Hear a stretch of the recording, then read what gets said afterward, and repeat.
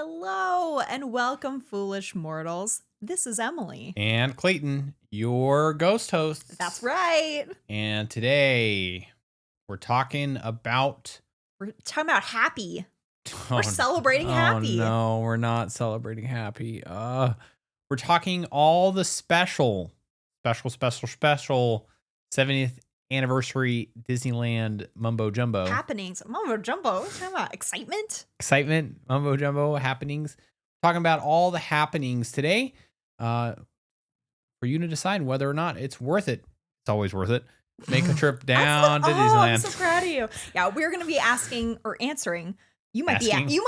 We're going to be asking a lot of questions. Answer. We're not going to be answering any of them. What are you doing? I don't know. Well, I think without Emily. What? I was going to say we're going to answer the question, do we think it's worth it for you to go out of your way to experience the Disneyland 70th anniversary celebration? I think without further ado, Emily, it's time to make it magical.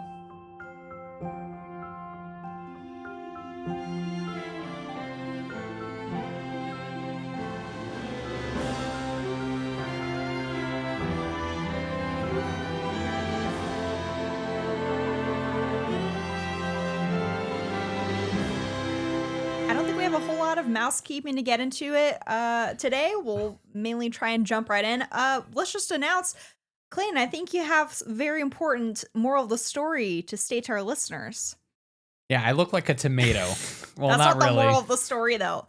Your wife is always right. I don't know. It was overcast yesterday. Always listen to your wife. And I decided, hey, it'd be a good idea. Maybe I'll go to the jacuzzi. And then I just didn't really intend to stay there very long, and then I did, and then I looked at you after you came back and I'm like, oh, Clayton, what did you do? I didn't have any idea that was the state that my body was in until Emily said something, and now I look like a turnip. I am usually the I am the sunscreen police. I was not policing when he decided to exit the household and go out into the sun. Yeah. So here we go. That was your lesson learned. Well, the you moral usually make fun of me when I'm like, Clayton, did you apply your sunscreen? No, on your face, I don't make fun of you. I don't make fun of you. You kind of laugh. You say yes, mom. I say yes, and mom. And then I get really angry about that.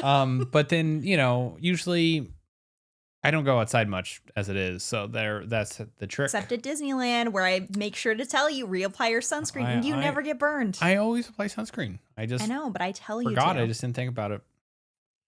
And here we are. So two morals of the story, actually. Always listen to your wife. Second, wear your sunscreen, everyone. It's very important. It's very important. Clayton is bright red, and he is radiating heat against me currently with his red arms. I went for a run this morning. It was the worst run for a number of reasons. One, haven't been running very much, but two, it's not fun to have the sun beating down on your sunburn. So that was a whole lot of fun. So wear your sunscreen. I like how Emily took a whole moment out of this podcast to talk about that.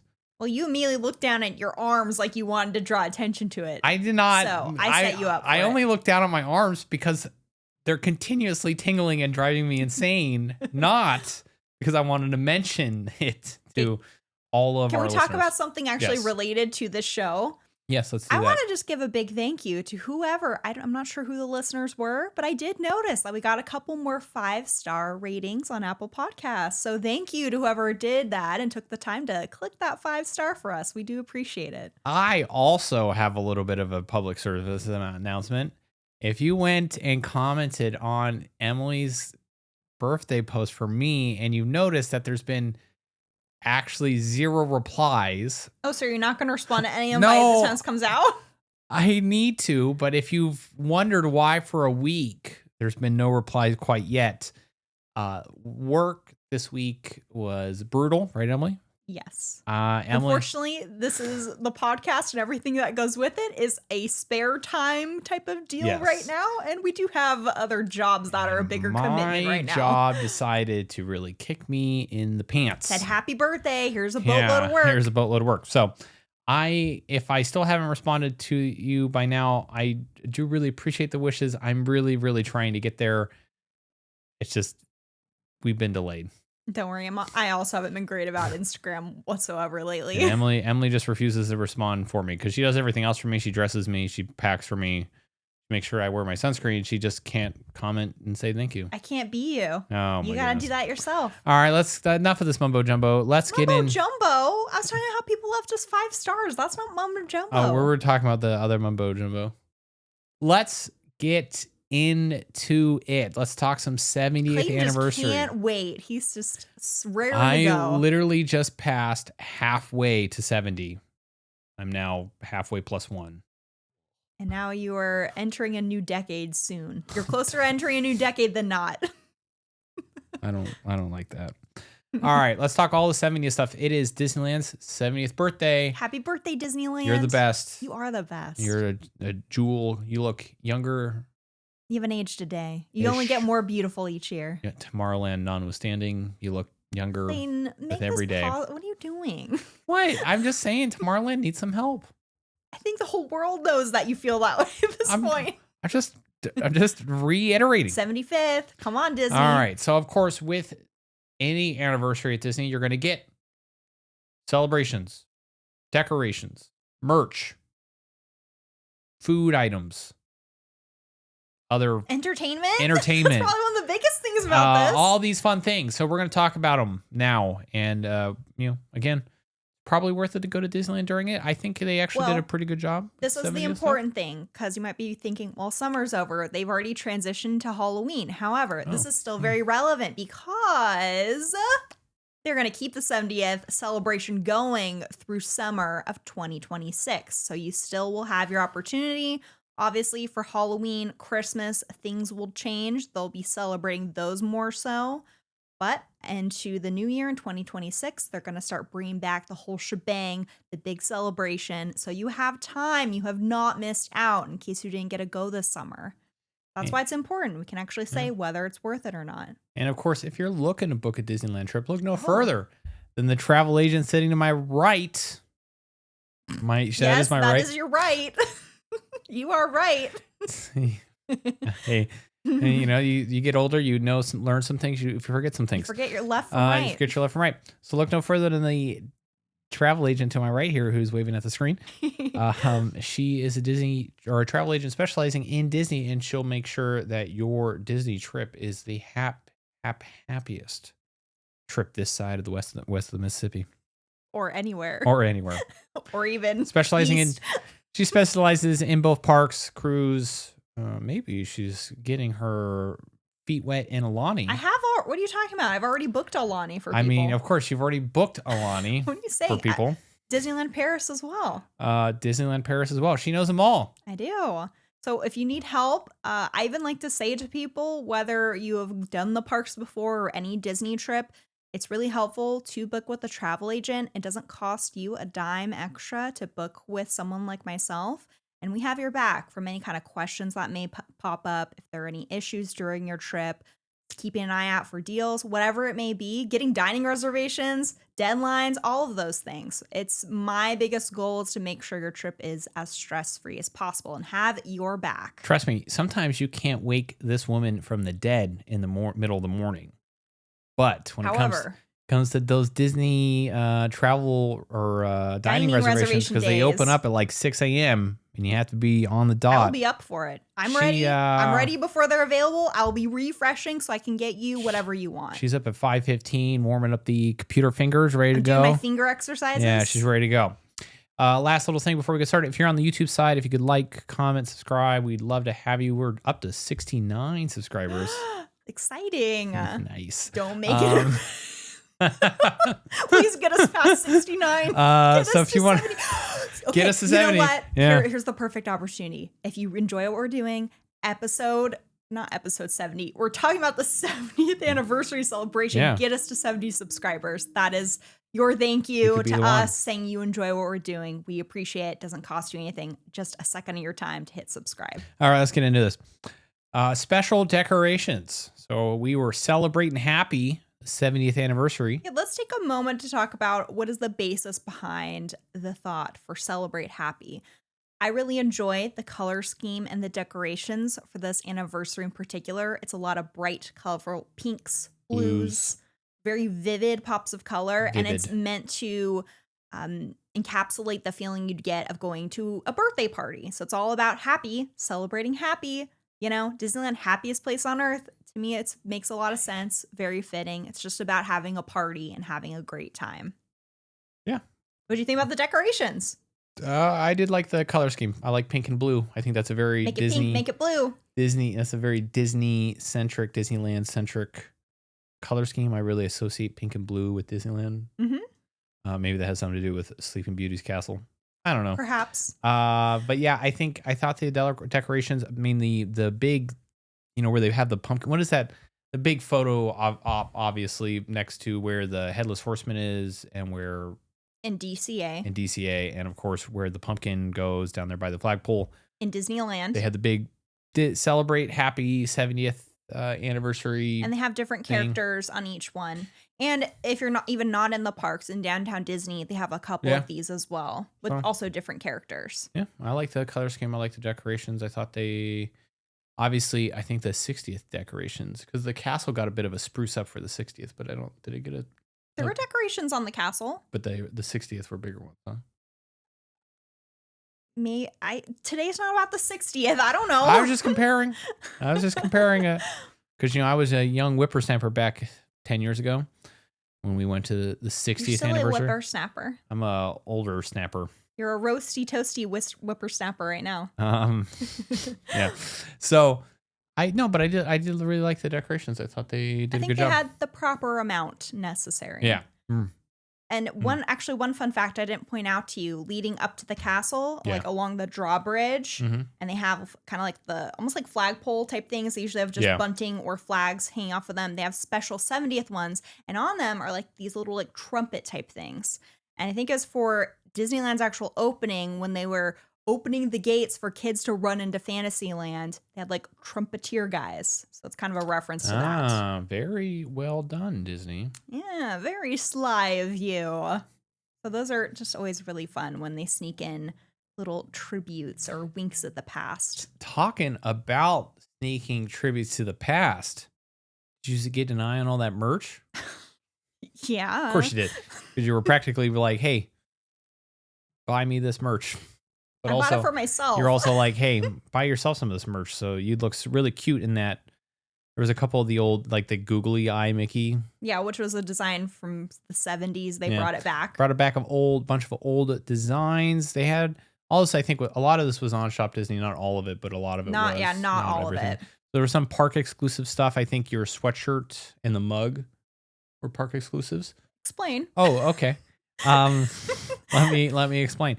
Emily's sweatshirt has the "Here you leave the world of today and enter." Here you live today and enter the world of yesterday, tomorrow, fantasy. Of course, I knew that. I didn't have to read that at all.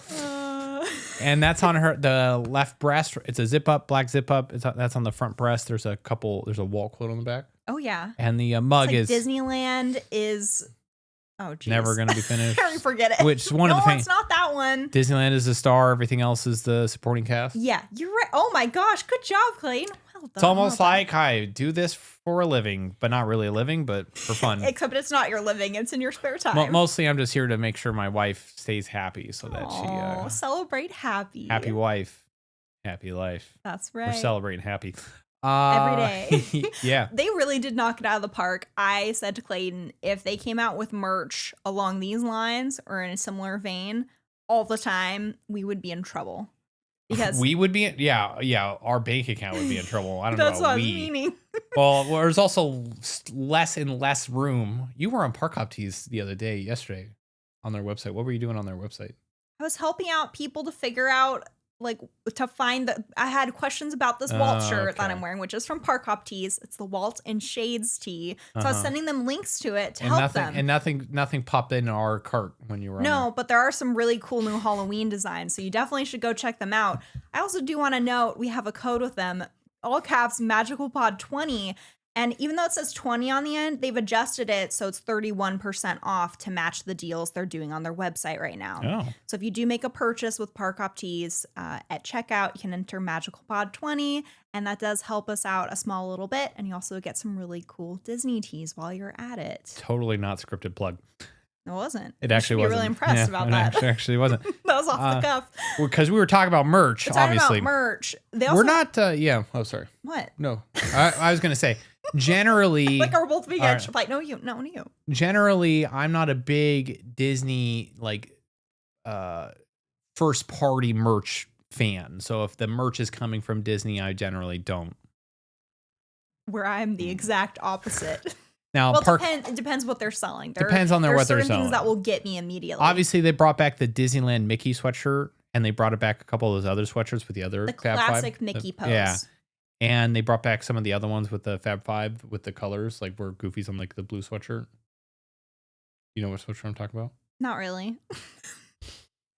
Those aren't like 70th exclusive, are they? I know, but they're older designs that they brought back. This is a trend. They're starting to lean into the nostalgia, which I think is extremely smart. Yes. Because they sell like hotcakes. Exactly. That's my point. So when they bring the next step, continue this trend. Let's bring in more old attraction poster merch. Yeah. That's now, Disney, you want to sell some buku bucks?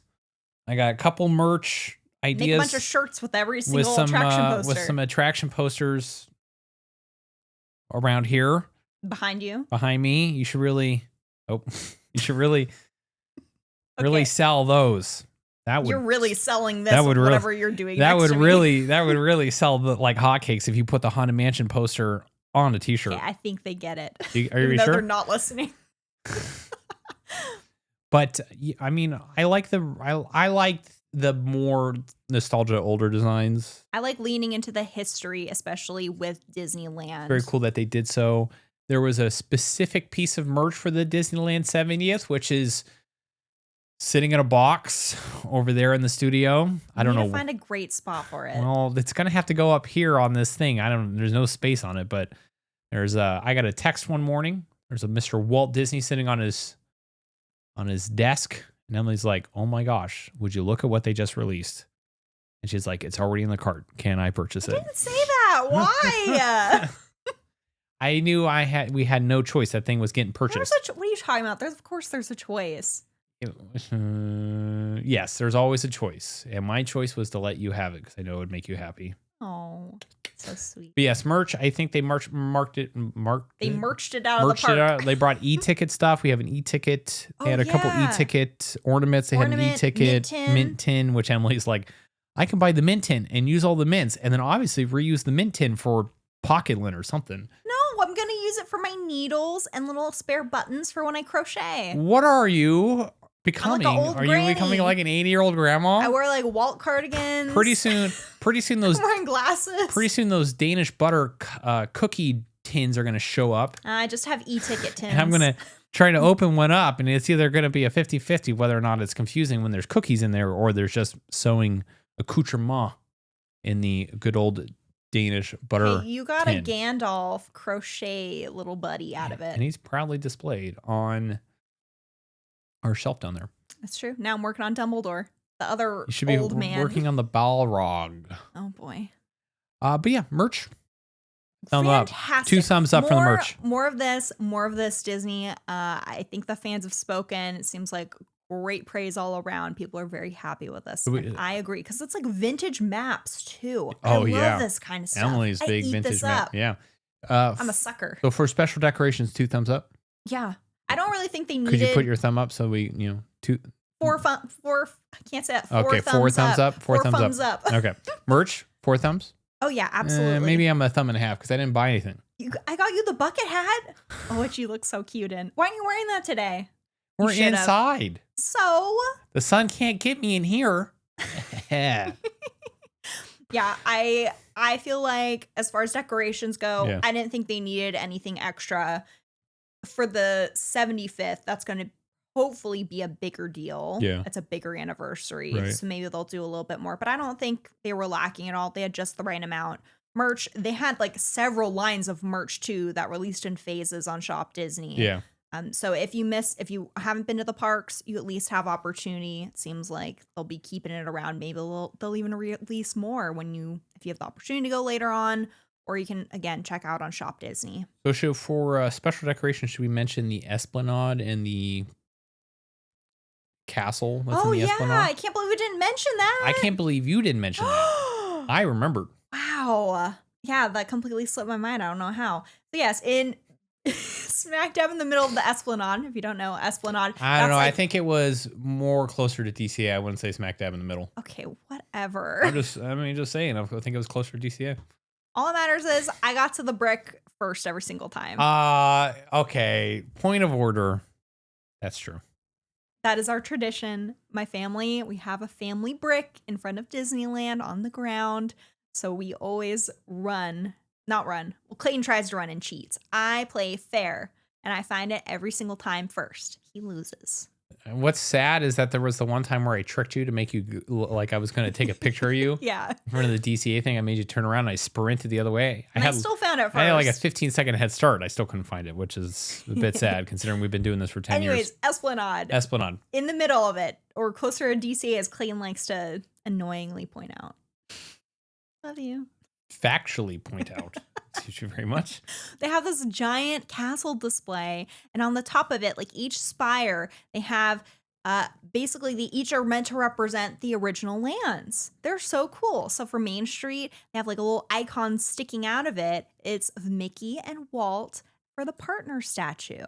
Like for Adventureland, they have one. I think it's the Jungle Cruise boat. It's really cool. Very small extra detail on the very tippy top that if you don't stop to pay attention, you might miss it. So moral of the story, take your time, pay attention, look at the details because they matter. Was the cobweb that was up there or the tumbleweed for Tomorrowland? Plain. What'd you think of this? Oh, I thought it was a very sweet. I just wonder why they don't like put lights in it. Because that's the same feedback I heard for the Pixar one. Is that when it's in the middle, like if it's in the middle of the night, it would be like super cool lit up. Yeah. But that's, I guess. I think that's nitpicking. Key. No, I'm saying if a lot of other people are, I think it's really cool. I think it is a really cool thing. I don't think it's needed there. They don't have to have something. So I'm glad we have it.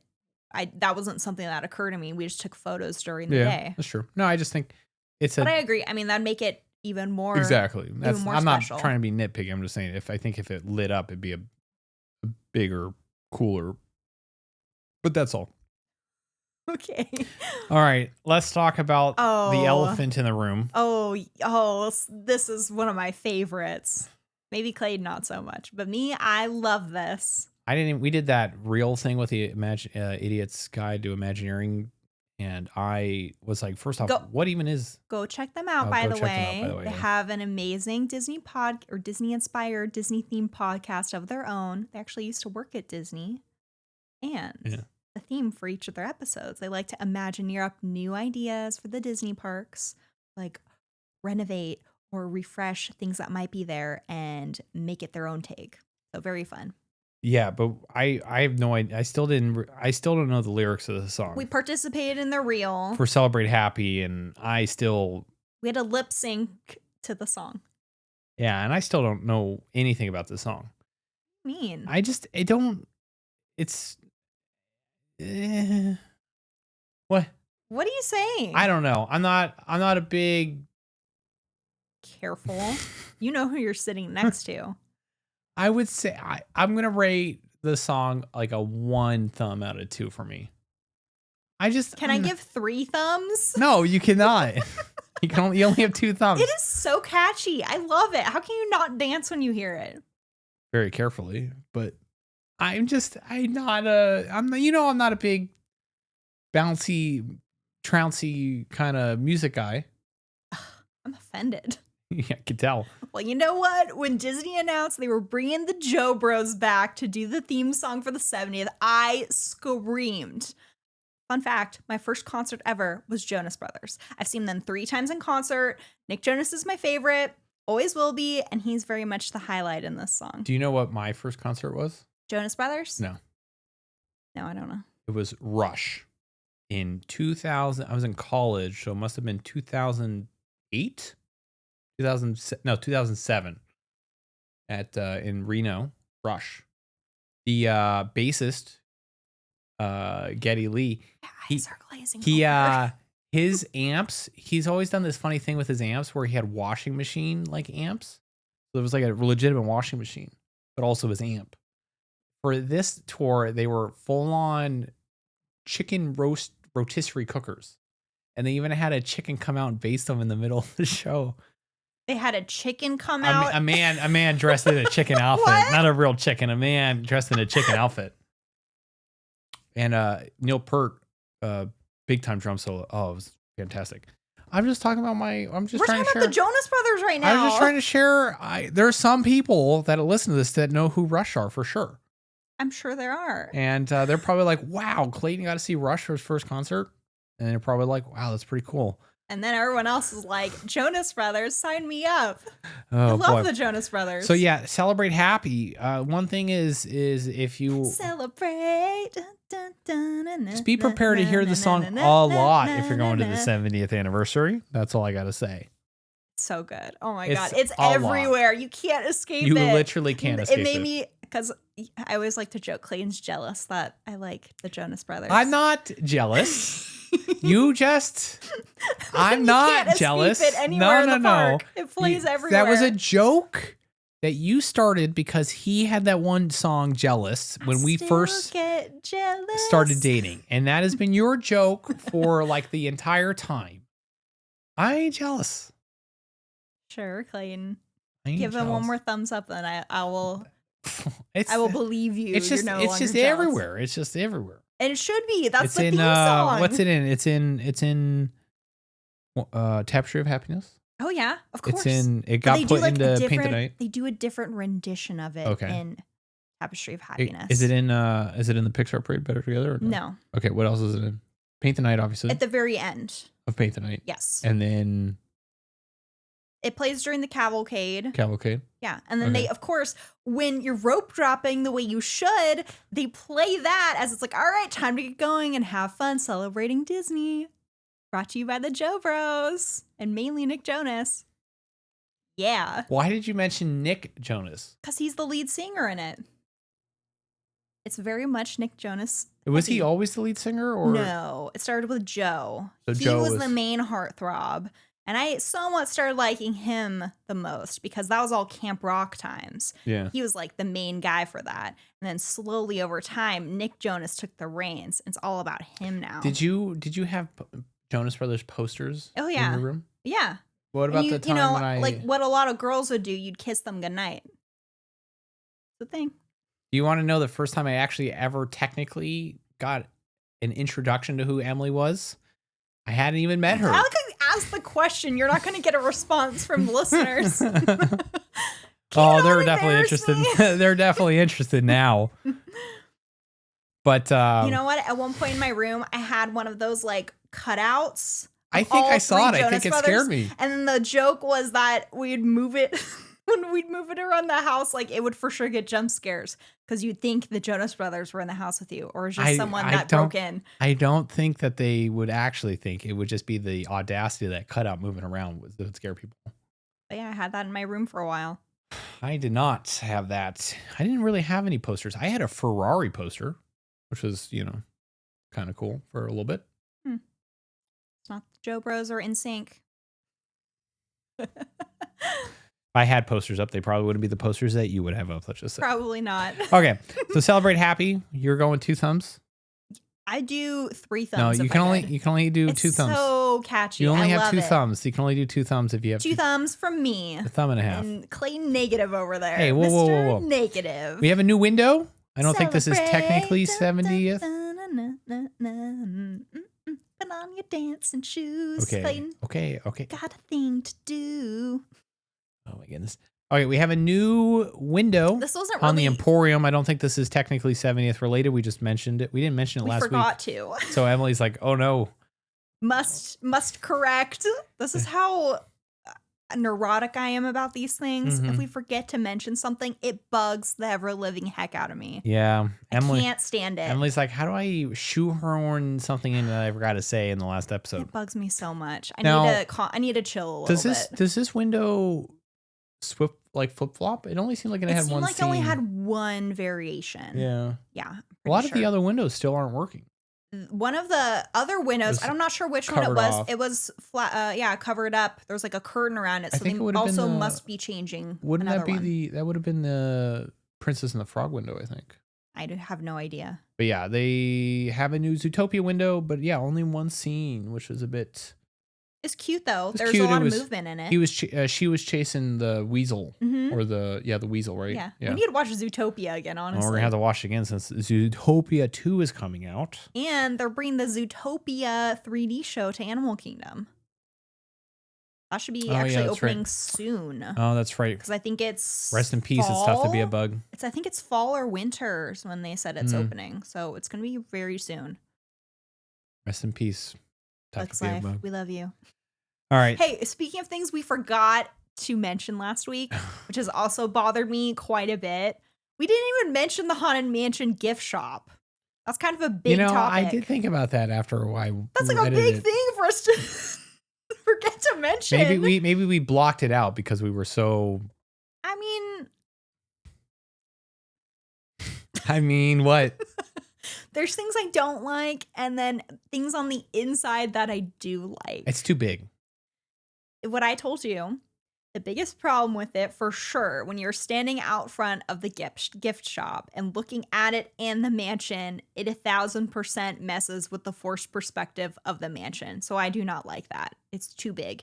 They needed to implement also forced perspective on this barn gift shop, like Madame Leota's whatever. I don't know. There's a whole backstory to it. But they needed to do some kind of tricks like that where it's built full scale so that messes with the mansion and makes the mansion look smaller. Yeah, it doesn't as need a to be result. that big inside. Because it's just like half a story that's just up there to hang some pictures. It doesn't need to be that big. That tall? Yeah, that tall. Yes. I'm like, it needs to be that big. Otherwise, how are you going to shop in there? I mean, the one in Magic Kingdom is much smaller and you get around kind of fine. He says, kind of. So I think the actual layout of it is fine. Yeah, I think they needed the actual structure and architecture behind it and need to be implemented differently, because you look also across the way where we get our favorite miniature chocolate chip cookies. They use forced perspective on that building as well to make it work with everything around it. So big miss on that, at least in my opinion. However, on the inside, they have some really cool details in there. It's all about the details. Okay. You're not going to mention one of the coolest things. They have a painting of a woman in there.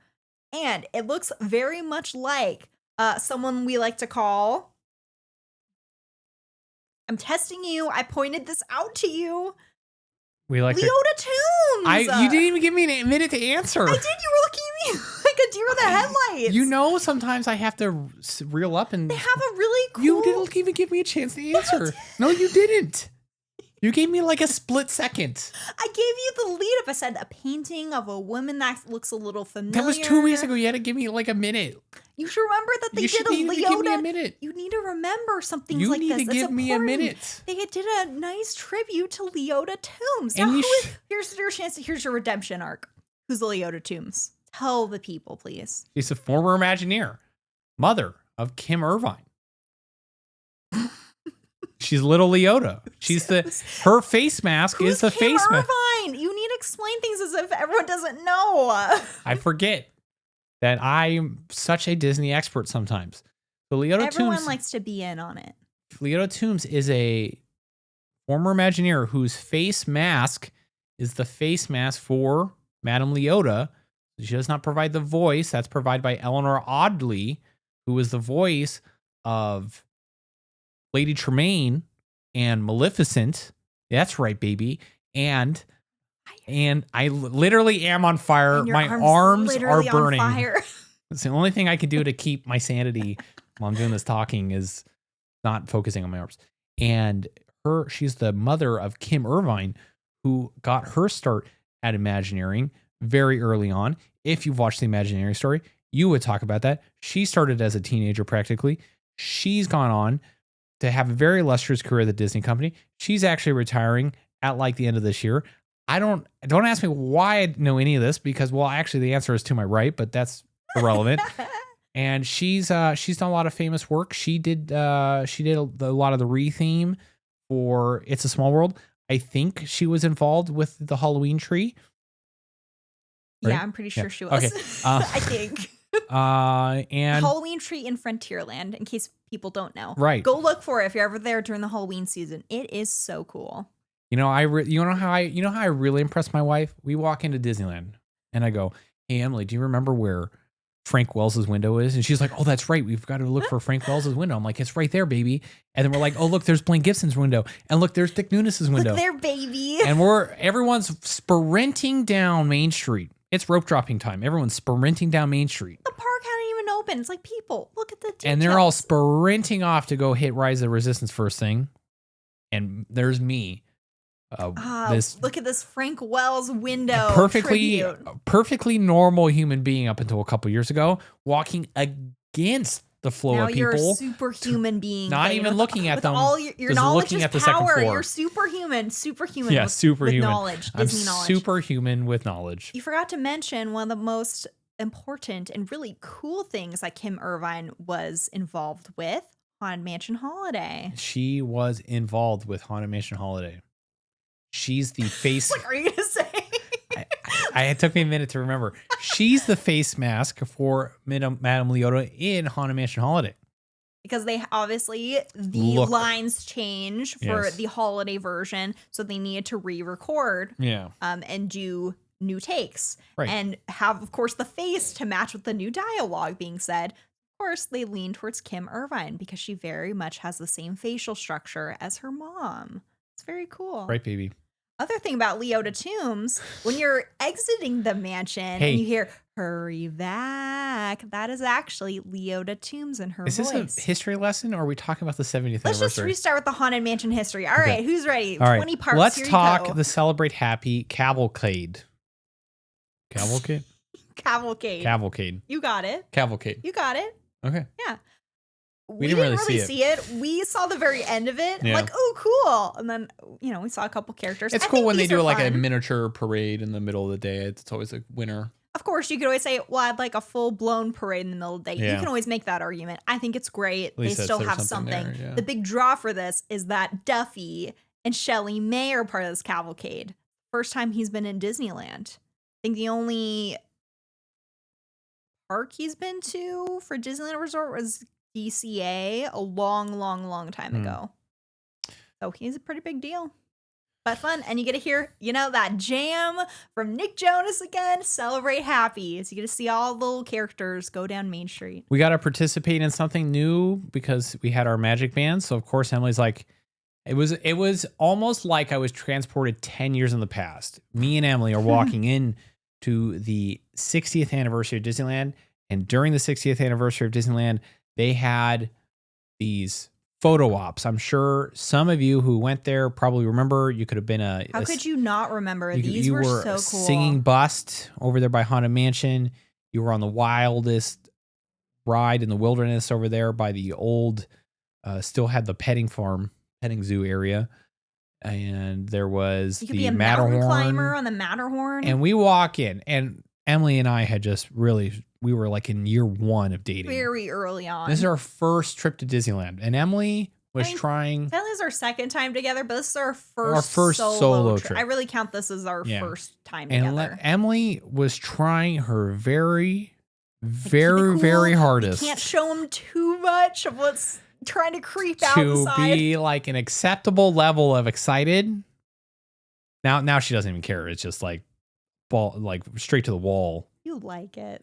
But back then, right? You like it. Yeah. I like it. But back then it was, okay, let's not scare them away immediately. This was, I don't know what happened. I blacked out and somehow these words just shot out of me. We're going through the turnstiles. She's like, oh, there's these cool picture things. And I kid you not, in some of the most commanding voice I've ever heard out of her, we're doing all of them. And then in the most sheepish, approval seeking voice, can we? I wanted to be polite. So we had that too. I didn't want to force you. Oh, that's kind of rude. So now we had excited really easily. 2.0 version of that with the 70th anniversary Magic Band touch points. Yes. These were a big win for Emily because they were printing out train tickets and cards and stuff like that. So we were collecting she's got 2 pair of them basically Yeah. for some reason. She's gonna use them, obviously. Obviously, these were a big winner with Emily, so they're nice They're a to free souvenir and they're so cool. they're very nice to have something, it's like a cool little addition. It It's just definitely not adds required if you don't feel like you have to go get a magic band to just do for this. this. But they are cool if you do have a magic band It's a nice addition. because they do move a little bit and then they pop, or there's some voice and then they pop a thing out, Music. like a ticket. Each one's different. Each one's different. The ones in Fantasyland are like little display. There's like 6 of them or something, or 5 of them, and Quite a bit. they're all like a different, or maybe 4, but what, I don't know. You know what? Actually, now Actually, that I think about it a actually, I little think more, it's it's 4. actually 5. So I think there's like a different little motif with each one of them. It's like a whole, Represents a different fantasy. yeah, it's like a whole They're thing. very cool. Very intricate. They The obviously Fantasyland put a ones. lot of Yeah. like detail and time in building those ones. Yeah, the too. Fantasyland ones are very intricate. So again, if you have a magic band, definitely worth it to go check out. If you don't have a magic band, this is probably not the reason to go get one. I don't think that's necessarily the selling point Yeah. for you to get it if you have no interest in using a Magic Band Plus for anything else. Right. But it adds value. I really enjoy they did this when they didn't have to. I like the thought and sentiment behind it. And I just want to see more, even outside of like 70th anniversary or any kind of celebration. I just want more interactivity around Disneyland since magic bands are newer there, while Disney World magic bands have been part of the experience for quite a while. Yeah. So I'm like, keep it coming. I love this kind of stuff. It's fun for anybody where you can just go do these other interactive experiences that don't require a line. It's just up to you whenever you want to do it. The Disneyland Keys. You all know them. Oh yeah, so I thought this would be There's good opportunity to have a little discussion on it because I know people have been vocal and kind of there's some mean comments about it. And it's been memed a lot too. Yeah. Collector, But this is a thing special for the Yeah. 70th, so I figure we should talk about it. We did not participate. I did not feel like lugging around a key. I mean, it's cool, and it's cool that they have those. It's very cool in implementation, I would say. Mhm. It's kind of a nice thing to go and It's a scavenger hunt. and all the things do a little thing. All the little key holes do a little Yes. thing. So, like, I think it's a cool inclusion to have. All the other things. The value of it's going to be dependent on each individual Yeah. person. I don't think the take on saying, wow, like what a waste of money and making fun of people Yeah. who get excited over this. Like it is a fun thing. I'm like, Yeah. that would be pretty fun. Especially if you plan, like it does look pretty cool. You could keep it Yeah. on display. It still will play music once you're You done can with get it. the You get the surprise pin at the end. So like it is something that's fun. And if you and your family decide to get one and like take turns or whatever you may want, I don't think it's right to poke fun at people yeah. for getting excited about things like this. Like it's all about you. If you have a great time, if it's worth the money to you, then by all means get it. I like when they have these additional types of offerings in the park. I think it's a great idea. And you're not missing out if you don't do it. But it can be an extra experience for yourself if you want to opt in. Enough said. There we go. Okay, let's get back on track here. Toy Story has it's cool that they gave Toy Story a cool little 70th overlay. We weren't, did you I even know liked about it. that? I did know about it. One of the comments I didn't. heard too was just like, they didn't really do anything or put that much effort in the 70th overlay for Toy Story. I'm like, well, I don't know. What, you want them to do entirely new games or scenes? I thought it was cool. I It thought it made was cool. it a fun twist. Kicked Emily's butt. I mean, it felt like it made a fun twist Yeah. on the game that we already know that hasn't received updates, where now your objective is to try and find the special. So now basically we can explain what it is. It's the same types of games that you know from Toy Story Mania, but now they add in targets that have the 70 logo on it. And if you hit those, you get bonus points. Yeah. How many? I don't know. But it's kind of fun because now you're looking out for something you never used to before. It makes it like almost feel like a new game. Yeah, to some extent. Yeah, I agree. Now I'm saying, let's keep rolling with this, Disney. Do like holiday overlays for Toy Story Mania. Toy Story is ripe for something like that, where you have holiday overlays or even holiday specific games. They could definitely really lean into that. It's definitely a ride that could be very conducive to that. It'd be a cool way to refresh that ride, considering it's now approaching Pretty old. pretty old. So it'd definitely be a cool, fun way to refresh it based, probably on the cheaper refresh, I guess. Liven right? it up. Yeah, liven it up. And the downtime wouldn't be bad for this. Yeah. As far as. Because you just load a new game. Yeah. It can't be that bad. Yeah. So I thought this was great. They really didn't have to do something like this, but I felt it put some new life into Toy Story Mania. I mean, speaking of Toy Story, some of those carts are starting to show some age. Like your gun? Yeah, like my like gun. your defective gun specifically. All right, from here on out, we got the bigger heavy duty parts of this. I don't think this one here itself is spoilerific, but if you've been holding out, you don't want those 70th anniversary spoilers. I have one person over here who avoided everything like the plague. We're not really talking about. We're not going to talk about some of the. So just spoiler alert is in effect from here on out. We won't be like extreme, but yes, the way I would like to put it, we're going to talk about these things. We might mention certain parts of the entertainment that we really enjoyed or highlights. We're not going to do a play-by-play of the entire show from start to finish. But in case you are someone who likes to go into things completely blind, this is just our warning. In case we do say something, again, we're not going to go into incredible details, mainly about giving our thoughts, but just want to give the warning in case you don't want to know anything. Here you go. Okay. This is your time to exit. Exit to the right, everybody. Exit stage left. So we're starting with the Small World last verse, which was a new verse written by Richard Sherman a few years ago. Yes. So this was what makes this last verse a very big deal. It was Richard Sherman's final contribution to the Disney company. He passed in 2024. I'm trying to look up the date. I know it's in here somewhere. He passed in May of 2024. And then in November of 2024 was when Disney released what is called The Last Verse. It's basically a 3-minute or so short film paying tribute to this song's 60th anniversary. And of course, at the very end, you can tell it's also a tribute to the Sherman brothers as well. And with this verse, before It's a Small World, it only had those 2 verses. So I just wanted to read off because I do think these lyrics are very beautiful. Richard Sherman decided to add that third and final verse to It's a Small World. And so it goes. Mother Earth unites us in heart and mind, and the love we give makes us humankind. Through our vast, wondrous land, when we stand hand in hand, it's a small world after all. You tearing up over there? Yeah, because I got sunscreen in my eyes, but wow.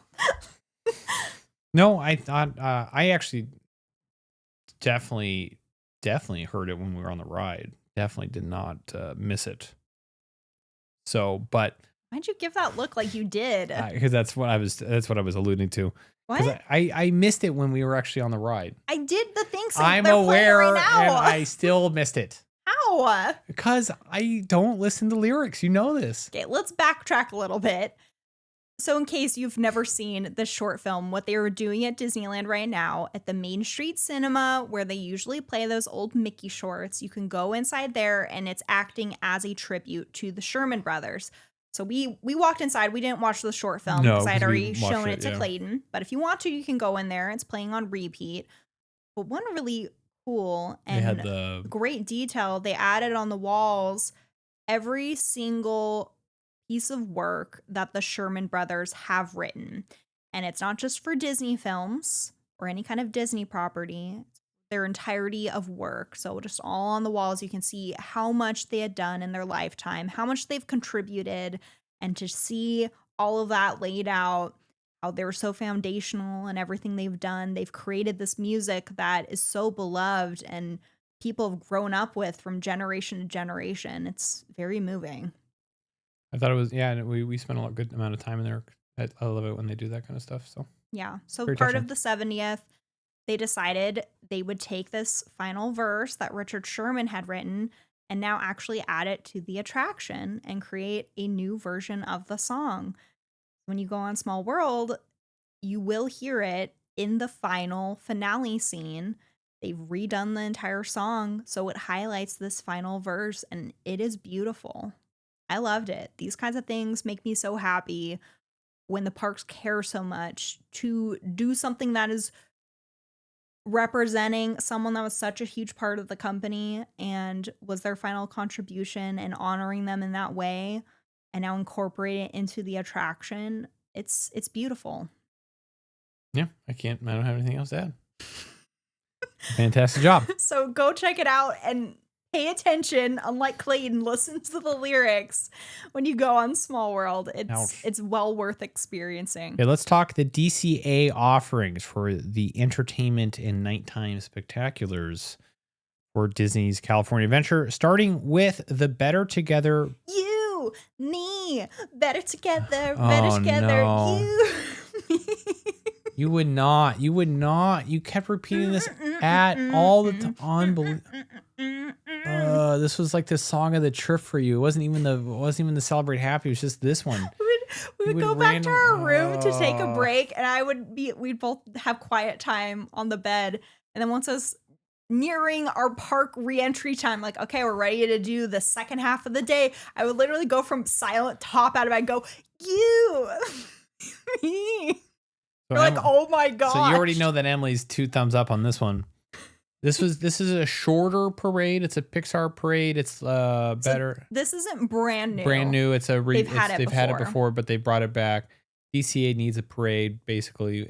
I think they always need a parade, so I'm glad that we have something again. Yeah, 2 thumbs up. You enjoyed it? Yeah, I enjoyed it. I thought it was a lot of fun. We had great spots. Yeah, we had a great spot. People don't seem to line up for this very early, so I'd say if you get there maybe 15 minutes you should before, probably get a pretty good spot. You should get a good spot. And we watched it right in front of the Carthay Circle. Great, I love that. So area. that was right as they're like, that's when they make the turns. That's really towards the beginning of the parade. And so yeah, we get like Turning Red, obviously Toy Story, The Incredibles, Luca. There's some great Pixar movies represented. Yeah.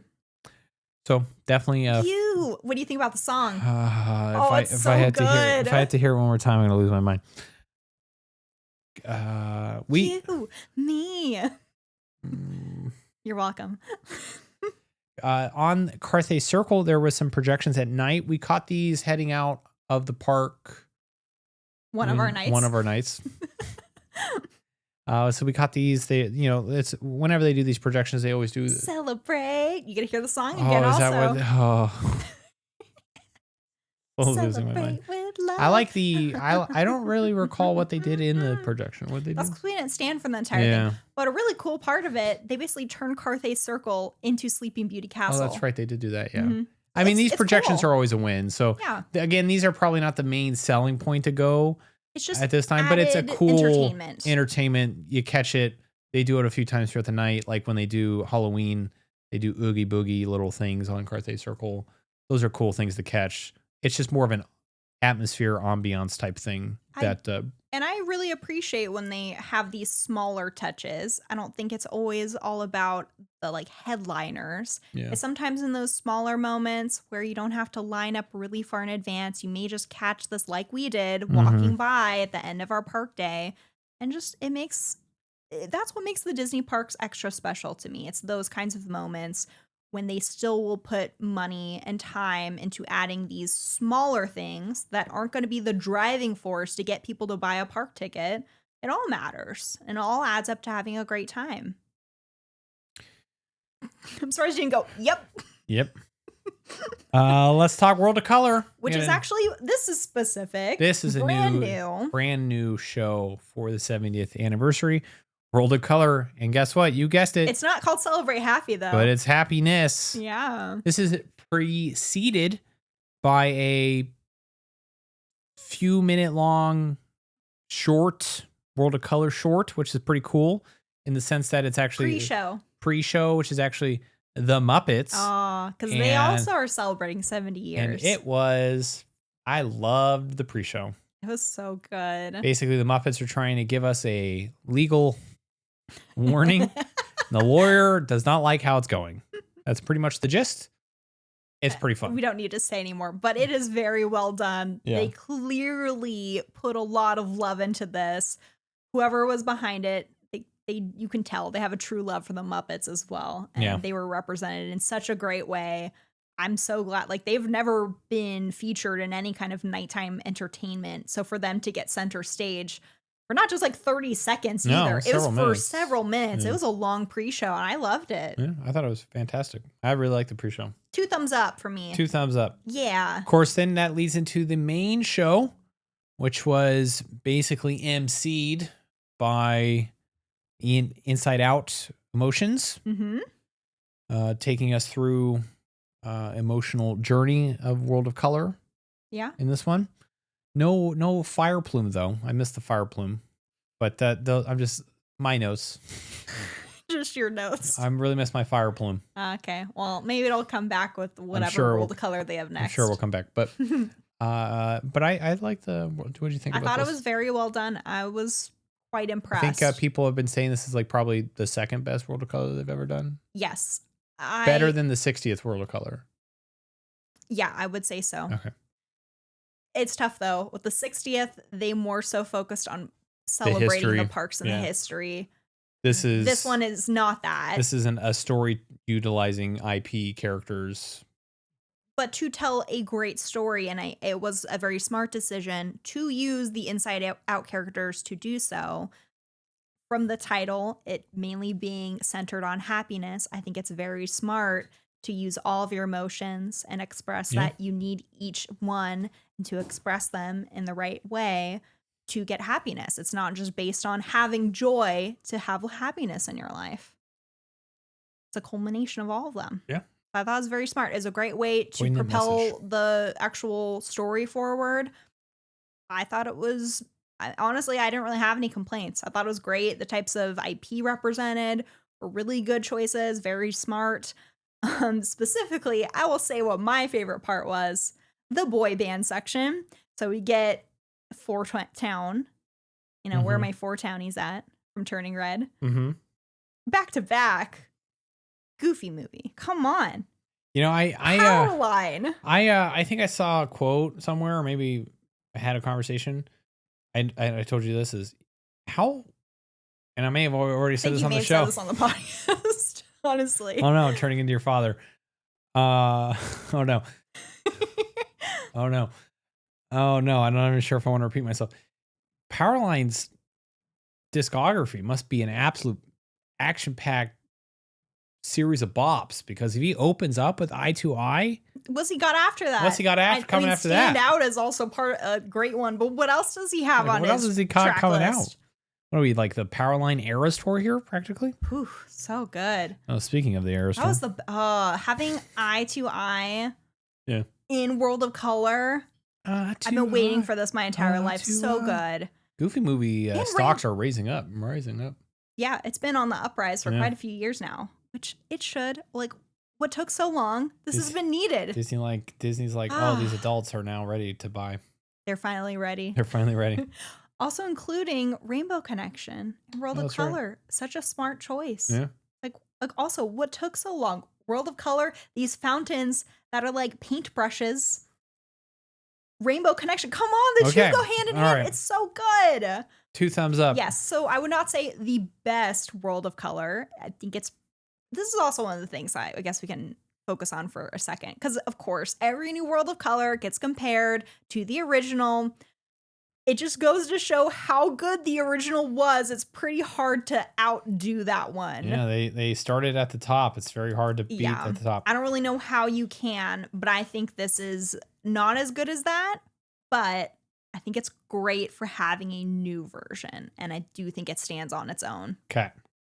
Stand out. It stands out. All right, let's move over to Disneyland. That was 2 thumbs up for you? Oh, of course. 4 thumbs out of 4 thumbs. Starting with Wondrous Journeys. This is a return of Wondrous Journeys. We last saw this for the Disney Company 100th anniversary. There's a return of the show, not a full new nighttime show here with this one. So this is the first time we have seen it since the 100th anniversary. We saw it on Were you saying Epcot? No. Epcot. We saw it on It's a Small World. This trip. This trip. We had previously seen it in Main Street in front of the castle. But with some of the Main Street buildings All alongside right. us. This, in my opinion, is a better watch on It's a Small World. Unless, which is very difficult, unless you can get a spot in front of the castle, like close to the castle. So it's just the castle, the fireworks behind you, and then I guess is the other big part of it. You will get to see whichever characters they are fly through the air in that spot. When you're in front of Small World, you miss out on that, unfortunately. You get a better viewing of Wondrous Journeys and all of the characters. So you might be able to see some of the characters you're actually looking for. Yes. Yes. I think this is a good spot for sure. I'm glad we got to see it here. It makes it, you don't have to stand an hour in advance to get a good spot either, because Small World, it's such a big facade that you could be pretty far back and still get a great view. Yeah. So Wondrous Journeys, I still really enjoy it. I'll probably have more to say when we get into talking about Tapestry of Happiness. This was built or created, like Clayton said, for the 100 years of the Disney company. Mm-hmm. It was meant to reflect that and all of the animation over the years. Mm-hmm. This doesn't celebrate the parks, but it is a phenomenal show. I think it is incredibly well done. There's so much representation, even more so now. I love the part near the very end with Winnie the Pooh. It's like, oh, it's over. All right, I'm going to ask you a question. Yes. Wondrous Journeys song or Celebrate Happy? That's not really very fair, because Wondrous Journeys is much deeper. Celebrate Happy is just a party song. Which song? Wondrous Journeys. Oh. Anyone got the Jonas Brothers email address? Oh my gosh.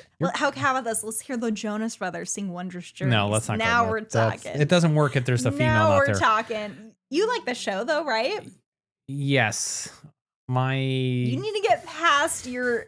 It is valid. I have... This as a show on its own. Say you had no knowledge.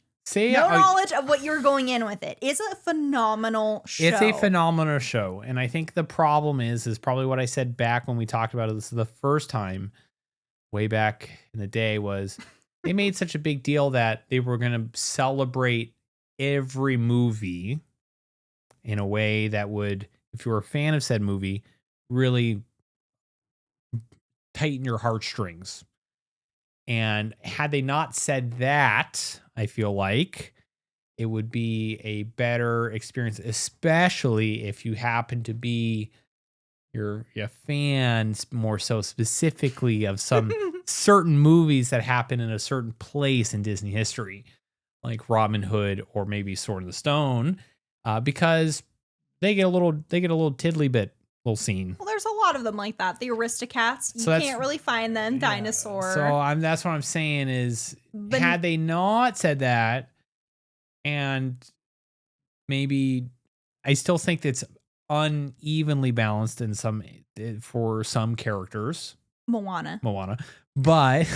Also, it makes it harder that Moana is literally used in every single thing now. It's like, okay, we get it. And maybe part of that was because also during that time they had a specific world of color, and she was the main character in that world of color. She also had a huge scene that's like, okay, this is a little much to have 2 scenes dedicated in each part. Right, and so maybe that had some skew to it. Now here's that a criticism notwithstanding, I do like the show. Now I said to you also, let's say your favorite movie was something like Treasure Planet. And they had said, we're representing every single Disney animated film. And you go in like, Treasure Planet's never represented. You go in and it gets as a whole, it's like shown several times. You can't miss it.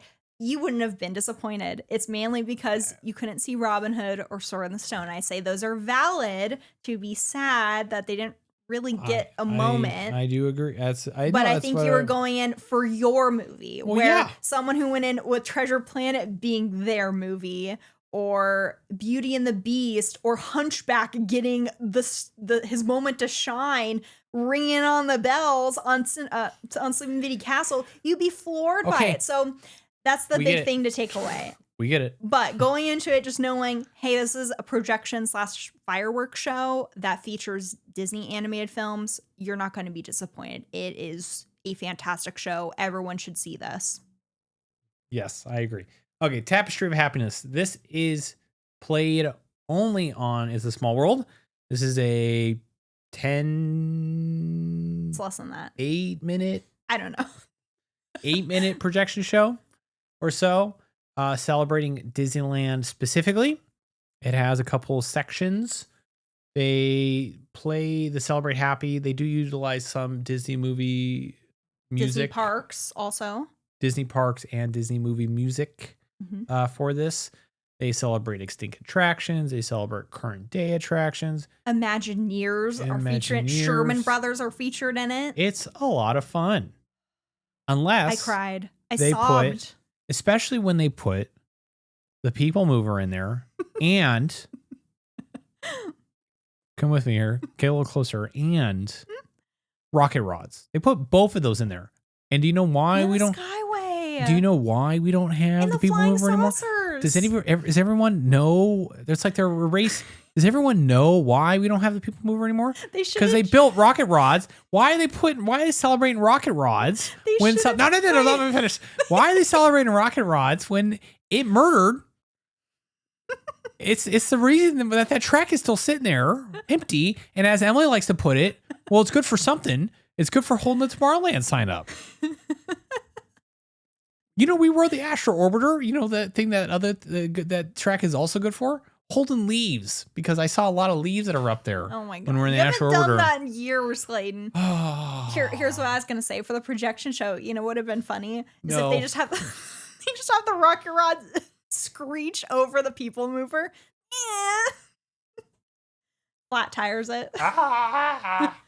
No, this entire show, this is why I said I might want to compare Wondrous Journeys to it. This is one of those hidden gems where clearly this wasn't greenlit to be the major nighttime entertainment, but people cared enough to put so much into something celebrating the history of Disneyland, and that is what this entire show is. They pushed for this, and I'm so glad it got to actually be part of the celebration. I think this could be easily overlooked because it's not the thing that's being heralded as the reason to go for the 70th. I fully believe it is, though, because it has the consideration, the reverence for the history of the past. It has Walt Disney talking. It celebrates basically the different lands of Disneyland. So this taps into why I love the 50th anniversary fireworks show so much, because that's what that entire show was. It was celebrating Disneyland, and that's what this anniversary is about. So there's a part of me that just wished, rather than bringing back Wondrous Journeys, this could have been the actual big nighttime headliner show. But I'm glad we at least got something, because oh my gosh, there's so much to see. There's references to Mary Blair, Sherman Brothers, Rolling Crump, Haunted Mansion, Pirates, Tiki Room, Walt Disney, extinct attractions. During that whole scene with extinct attractions, they play Remember Me. I don't want to remember the rocket rods. It's both times I cried because I said to Clayton, someone does care. This doesn't get created when you're trying to push IP or trying to sell something. This is fully meant for the fans that care about a place like Disneyland, care about the history, the people who created it. It's a full celebration of what this anniversary is actually meant to represent. And that's what it is. And I said, you're about to start crying right now. Because it made me so happy they created this. You would say that you were celebrating happy. It made me happy. So after we watched it, I'm like, we have to see it again. This is the best. That was, without question, one of the best things they brought to this. Of course, Wondrous Journeys is great, but if I only had the option to see one of them, I would pick Tapestry of Happiness. And I'm not saying that's going to be the same for everybody. I'm a specific type of Disney fan, but I'm more about the types of offerings or additions brought to the parks that show there's a lot of care and respect for everything that came before. Because that's what Disneyland is to me. It's the first, and I think it's important to always remember that. Oh, those are fighting words for some people. Let's talk the last offering. Do you not have any thoughts besides saying you're upset they included rocket rods? No, I thought it was a great show. But you should also be like, oh my god, they included rocket rods. What is this? I have a bone to deep cut. I have a bone to pick with said ride. I do not want to celebrate its existence, but I couldn't have said it any better myself, technically. You don't have any other thoughts. I know you do. Sometimes I just have to poke you. Let me poke your sunburn. Don't touch me. Let me hurt. Emily's hands are usually like don't change the subject. The opposite of icicles. They are flame hot. Flames. She touched my arms last night. Lane, did you understand that was a reference to Yes, Clue? I understood that was a reference to Clue. She touched my arms last night. Her hands felt cold in comparison to my arms. That's how bad my sunburn is. No, I don't have anything else to add. You said it perfectly. It's a tremendous celebration of Disneyland.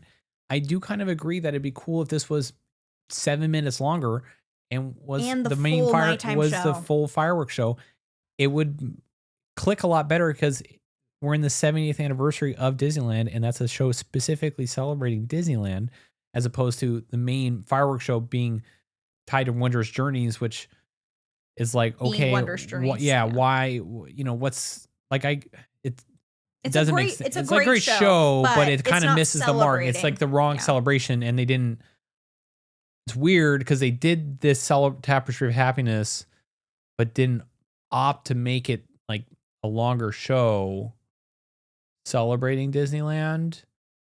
And I'm telling you what, if they put some Walt quotes in there with some Walt audio, they did. But if they put more, and he was on the castle in projection form, like pointing at Disneyland, like Disneyland TV show type stuff, she melted. She would have melted. This woman. I already melted just from this. I'm saying you would have been a puddle of goo. I don't know how to get you back to the house or at the hotel at that point.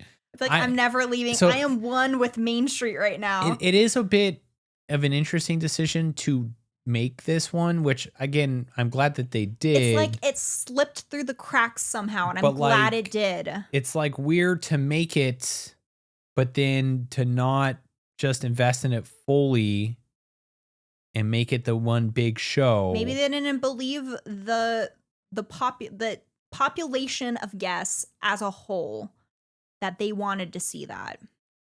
I think sometimes they maybe don't have enough faith that they don't need to have a fireworks show or whatever the big nighttime show is. It doesn't have to rely on IP because that's the formula now. And I'm not saying that's necessarily a bad thing. You can still have a story to connect everything. And I do think Wondrous Journeys does that well. Same with World of Color.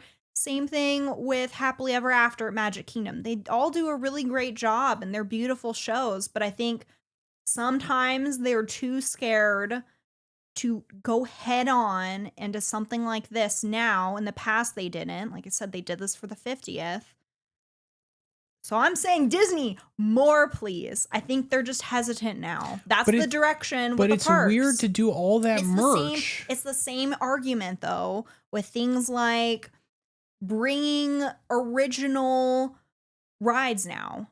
They aren't confident in that anymore. There's the bottom line of their IP. They have this library of highly successful things. Moana, the list goes on and on. So now it's about using that IP to their advantage to bring new experiences. That's the way of the parks now, where when you look at things like Tapestry of Happiness, what people get most excited about for something like that is seeing attractions represented that are original to the parks and are the ones that are like can't miss for people. Pirates, Haunted Mansion, Thunder Mountain, the Imagineers. This excites people.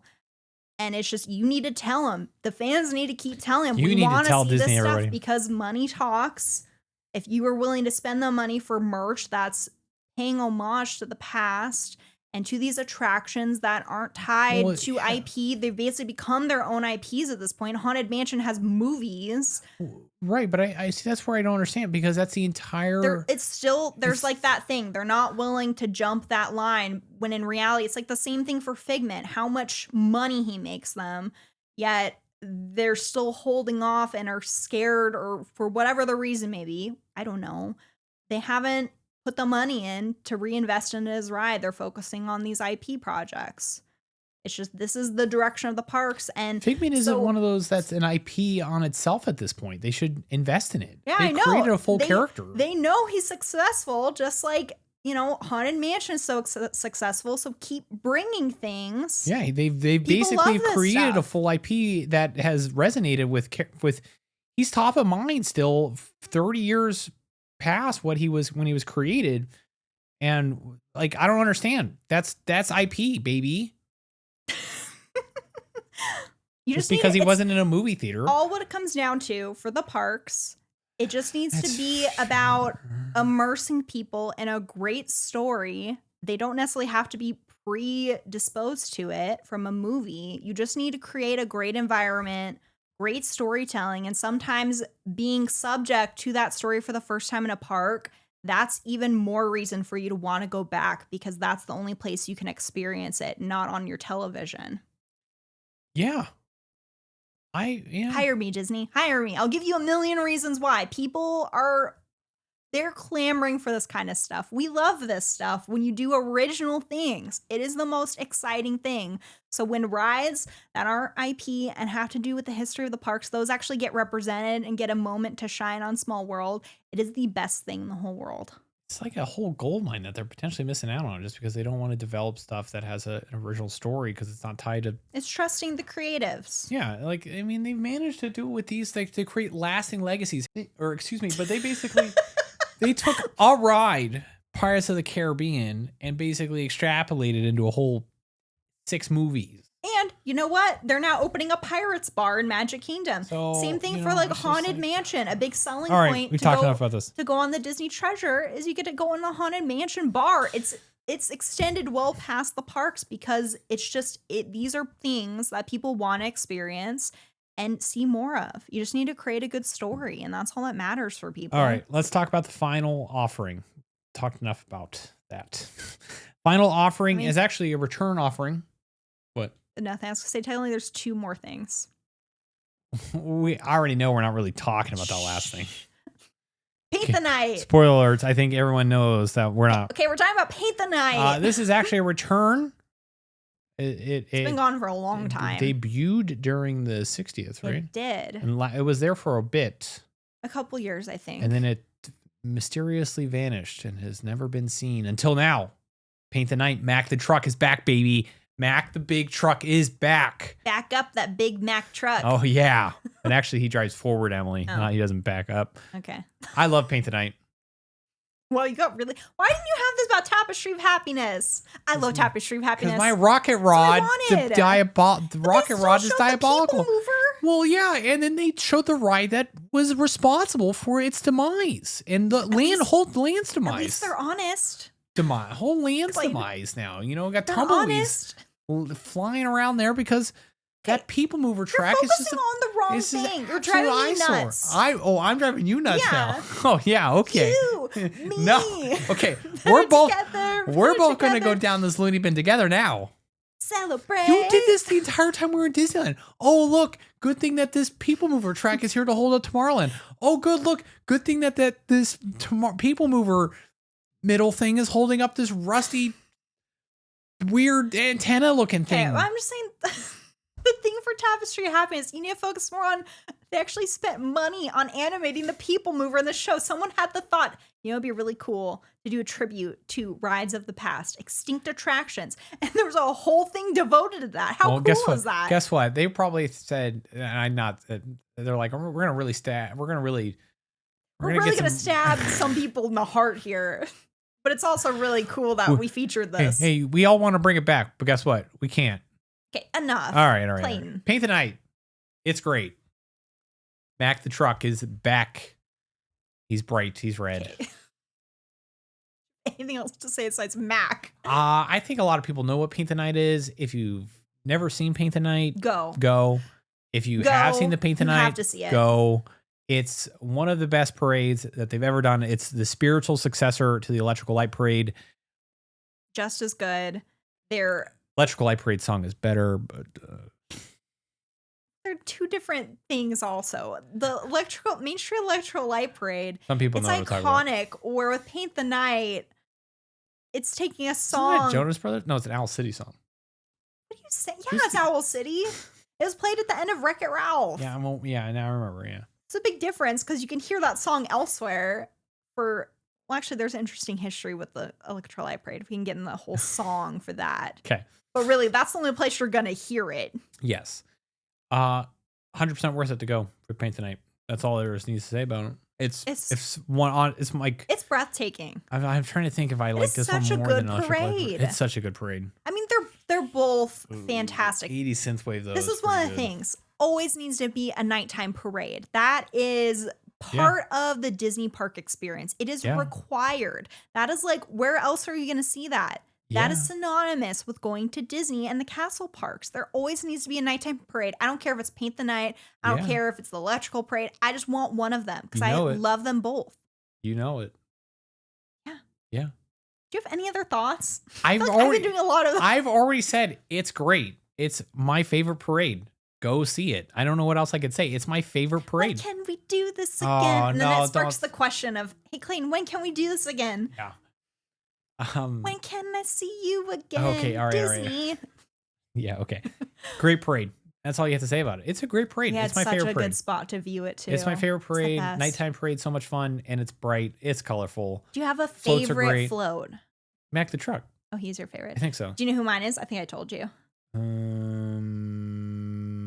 Woody. Slinky Dog, yeah. Yeah, Slinky Dog. And I love he's so. Oh, he's cute. got he's got the cool things that are spinning. Yeah, he rotates. There's a lot of movement in this parade on the floats. Makes it great. Yeah. Lots of kinetic energy going on, and lots I'm of a kinetic fan. LED energy. They also do great. There's clearly little nods to the electrical parade in this, in a lot of areas. Like the main first float, it's like reminiscent of the one that Mickey comes in on the previous parade. So good.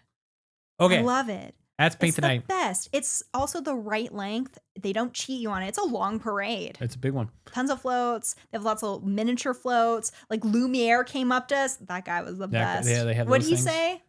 No idea. Like made some joke with the guy next to us. No idea. Oh. I think I remember. Okay. There's one last 70th anniversary attraction that we're not going to talk about today. We're just going to mention it. I was going to frame it. Hey, isn't there like one really big final thing that I said was my favorite thing out of the 70th? Walt Disney and Magical Life. Oh yeah, we haven't talked about that. And guess what? We're still not doing that today. Yeah, wow, you really set them up and then to cut them off at the knees. Emily's decided that we will be doing a full-on episode. Emily calls all the shots here behind the scenes. So when she says she wants to do a full episode, well, I don't want to hear anything. I don't want to hear any buts. We will not be talking about it. We both loved it. I think we mentioned that last week. We will not be talking about it today. Important. But it is technically here as a first offering for the 70th, and then they will be rotating with Mr. Lincoln. So it is 70th adjacent, but Emily wants to do a full on. Well, it premiered on Disneyland's actual birthday. Exactly. Yeah. I know. So we will not be talking about it though. So that is where we will leave you today. Well, we have to answer the question we started the episode with. What are you talking about? We're done today. Is it worth it to go for the 70th anniversary? Of course it is. No doubts about it. You gotta go. I think, let alone, we've talked about everything that's featured for this. Just speaking about only Paint the Night, because I don't know how long it's going to be running. It could literally be a situation where as soon as the 70th is over next summer, it could put it away. They've done it before. That paired with Tapestry of Happiness, those two things together, I think well worth going for the 70th for it. Yeah. But then everything else included is also fantastic. It's definitely worth it to go for the 70th if you can.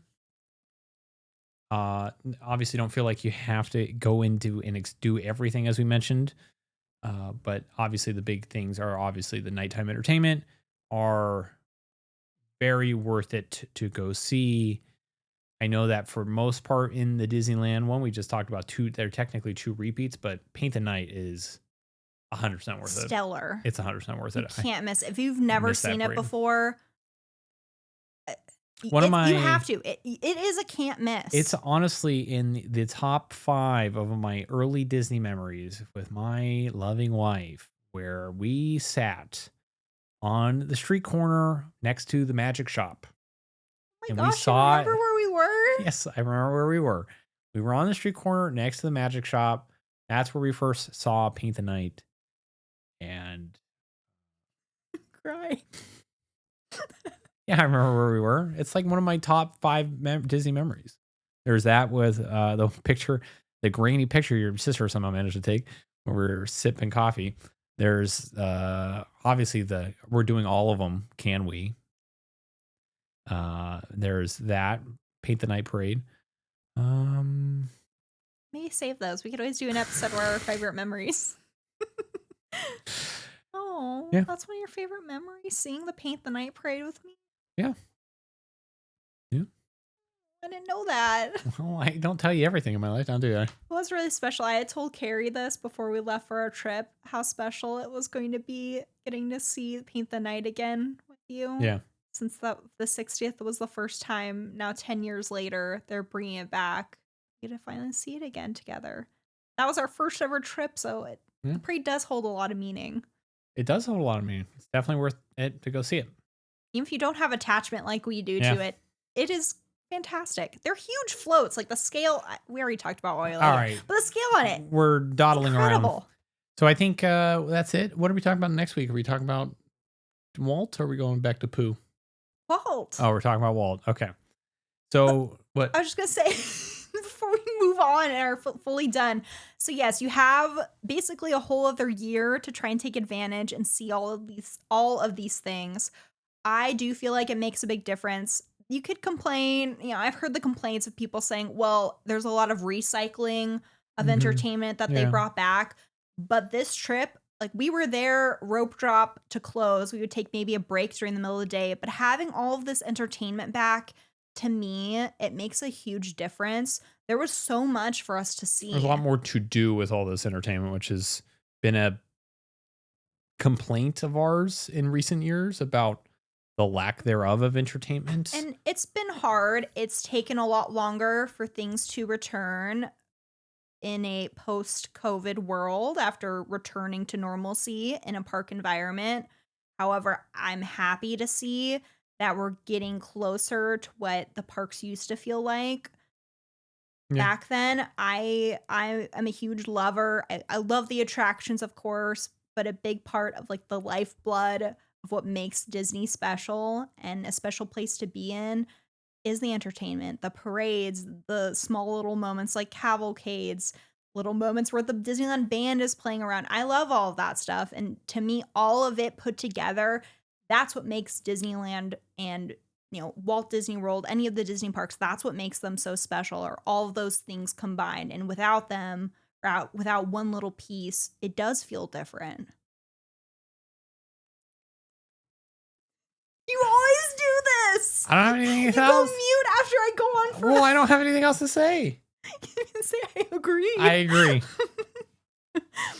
I agree. Yeah, so I do think the 70th was a big success. The Walt Show, 100%, my favorite thing. And I love Tapestry of Happiness. So it's like Paint the Night and Tapestry of Happiness, those are tied because I've at least seen Paint the Night before. But those things were my ultimate favorites. I think they were the standout of the celebration. Okay. All right. What? Stand out? What is that from? Goofy movie. Oh. I made that joke earlier. I just think I'm randomly saying stands out. Well, I don't know. There's a lot of screaming at me, a lot of things today. I don't know. So okay. Yes, do it. Go see it. Go see it. If you need help, you can always reach out to me and I can help you plan how to get there and make the most of your time to try and experience everything you want to for this very special celebration honoring 70 years of Disneyland. Okay, we'll be back next week talking about One Man's Dream. No, that's not what it's called. We're not going to Hollywood Studios. The Disneyland version of that. I had it written in here. You closed your laptop a little too soon. Walt Disney Magical Life. Thank goodness. We'll talk about that next week. So consider this a to be continued. But we're going to focus only on our main man, Walt, next week. What else is new with us? Got a lot to chat about. I don't think you're fully ready. So I am coming prepared. Oh my goodness. Okay. Again, if you're on the YouTube side, if you could like and subscribe, we would love it. We're so happy to have our nice amount of subscribers we have so far. Celebrate. So we're celebrating that. Otherwise, yeah, use our code. Park Hop Tees are doing a special sale. You could still get that same sale using our code MagicalPod20. Yes. All you need to do is go to their website, parkhoptees.com. Very simple. We also should have an actual link, whether in YouTube, in the description, same thing for the podcast, in the actual episode description. We will have that linked as well. Get yourself that Vulture. It's a big winner. It's very cool. I love it. It's my personal favorite from them. They also have other really cool Walt shirts. And as I mentioned, they've dropped a ton of amazing Halloween shirts. So if you want to get ready for spooky season, now's the time. But yeah, with our code. So am I expecting to see like a Park Hop Tees package showing up at the door? Maybe. Okay. I think yes, I was going to say with our code, you can get 31% off right now. So that's really great. Okay. We'll be going back to Disneyland in about 2.5 weeks. It's coming up fast. To run a run that we've definitely been training for. Clayton. I did run 9 miles today, which I felt pretty good about. So we'll see how that goes. But I think with that, Emily, I think we've dawdled on enough about the 70th. Never dawdled. You can never go on too long about Disneyland. Are you serious? With that, Emily, sign us off. Remember to be kind to each other and let's make it magical. Celebrate.